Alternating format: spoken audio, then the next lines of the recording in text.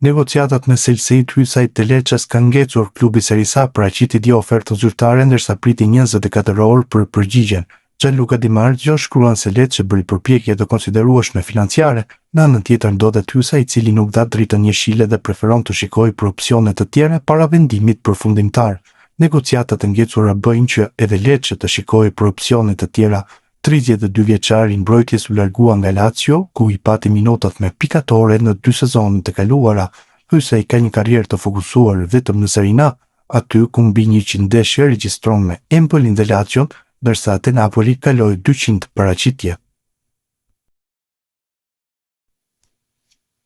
E ardhmja marrashkumbullus mbetet një nga çështjet që pritet të zgjidhet gjatë javëve të ardhshme në merkaton e verës. Mbrojtësi kombëtare shqiptare është rikthyer te Roma pas huazimit të Mallorca, ndërsa prej ditësh emriti i lidhet me një transferim të mundshëm te Torino, që vazhdon ta monitorojë nga afër.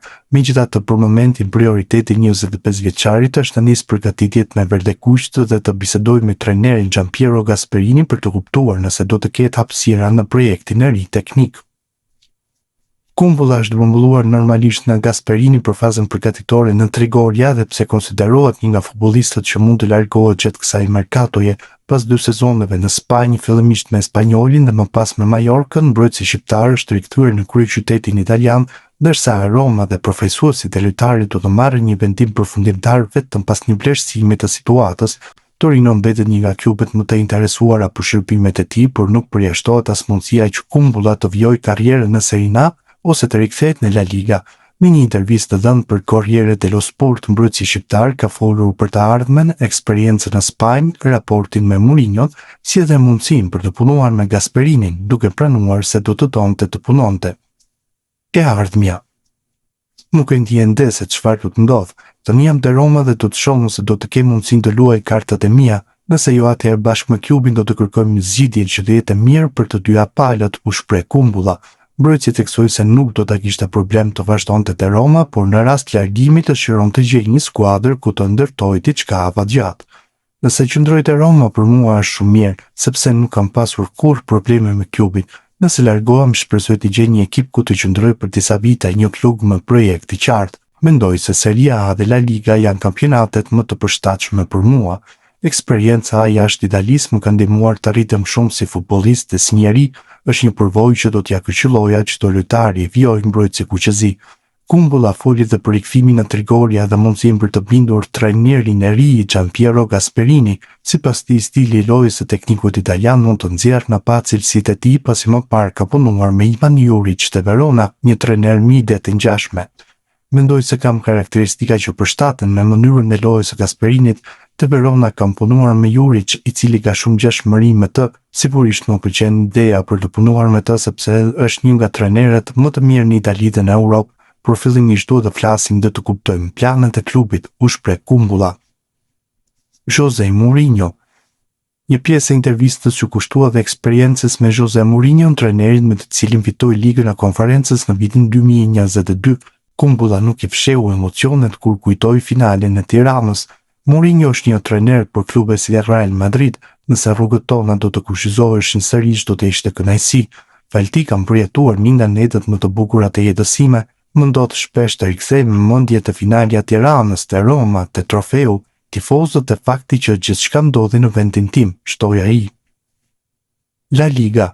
Në fund mbrojtësi shqiptar u ndalzi dhe përvoja në La Liga, ku pati mundësinë të përballej me disa nga sulmuesit më të fortë në botë. Përveç Kylian Mbappé, që është zgjedhja më e lehtë, do të veçoja Alexander Sorloth, ishte një nga kundërshtarët më të vështirë që kam pasur përballë, tha Kumbulla mes të tjerash.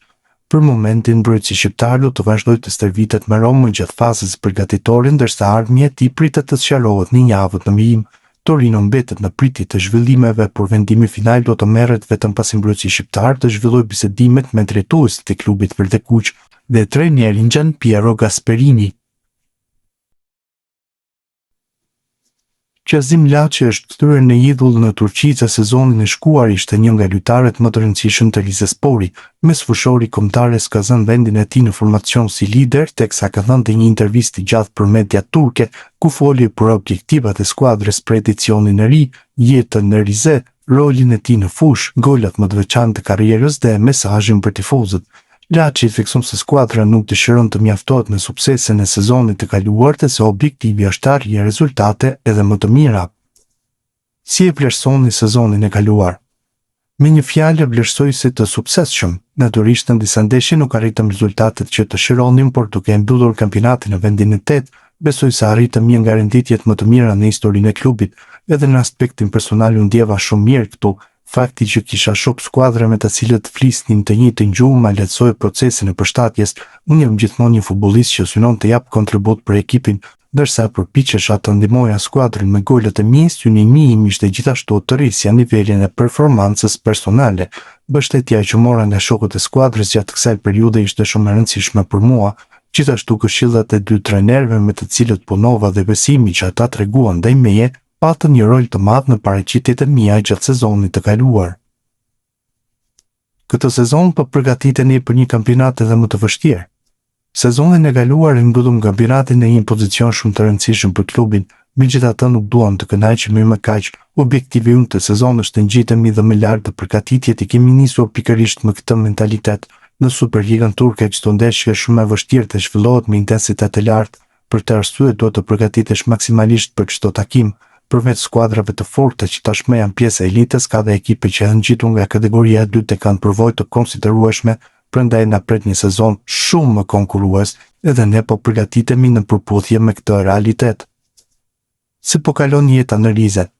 Pasi u bashkova Rizesporit në familjen tonë, erdhi në jetë vajza ime. Duke qenë se është ende shumë e vogël, kalojmë pjesën më të madhe të kohës në shtëpi. Në Rize nuk është e lehtë të gjesh ditë me diell, por kur moti është i bukur na pëlqen shumë të shëtisim buzëletit. Natyrisht kur përmendet Riza të gjithëve u shkon mendja te çaji, edhe nëse herë që kemi mundësi dalim për të pirë çaj. Unë konsumoj mjaft çaj edhe gjatë ditës. Mund të them se pi pothuajse në çdo rast. E di gjithashtu se Riza është një qytet i njohur për peshkimin. Nuk më pëlqen të peshkoj, por më pëlqen shumë të ha peshk. Edhe në këtë aspekt jam i lumtur që jetoj këtu. Çfarë mund të thuash për të ardhmen tënde te Rizespor? Aktualisht kam dhe 2 vite kontratë. Prioriteti im është ta shfrytëzoj këtë periudhë në mënyrën më të mirë të mundshme dhe të jap Rizesporit kontributin maksimal në fushë. Në këtë moment të karrierës sime fokusimi vetëm është Rizespori. Më pas koha do ta tregoj se çfarë do të ndodh. Në cilin pozicion ndihesh më komod në fushë? Që nga fëmijëria jam formuar për të luajtur në të gjitha rolet mes fushës. Mund të aktivizohem si numër 6, numër 8 apo numër 10. Që nga pjesa e dytë të sezonit të kaluar kam luajtur kryesisht si numër 10.